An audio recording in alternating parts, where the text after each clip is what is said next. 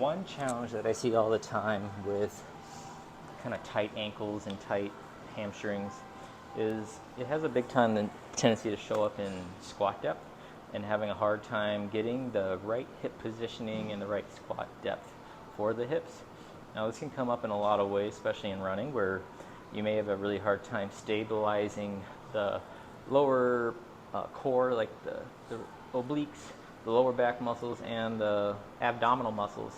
onto the hip structure. So if we can't keep the hips in neutral while running, we're going to typically tilt into the anterior tilt. When we do that, right, we tend to compensate by overextending through the lumbar back, right? And so we put those QL muscles that run along the lower back under constant load, and you essentially just keep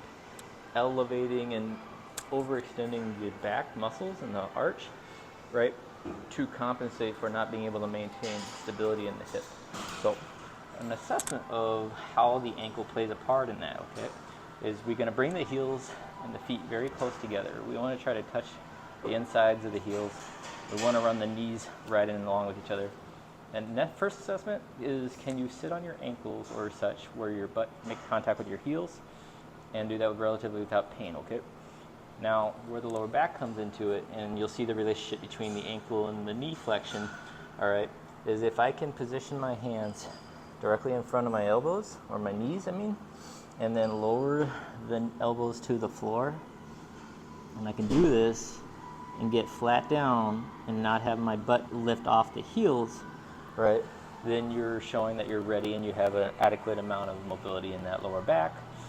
or you create enough stability in the lower back rather, and then you freed up mobility distally into the ankles and in the knees, okay? And so when we work into this lumbar extension with the band next, all right, that's going to be the active exercise to address freeing up the tension in the QL muscles and kind of allowing your breath work to facilitate stabilizing and freeing up the tension of some of the postural muscles to allow the hips to get in better position, better stability, and then therefore freeing up that mobility. And so you kind of come back to this assessment to check your work, so to speak.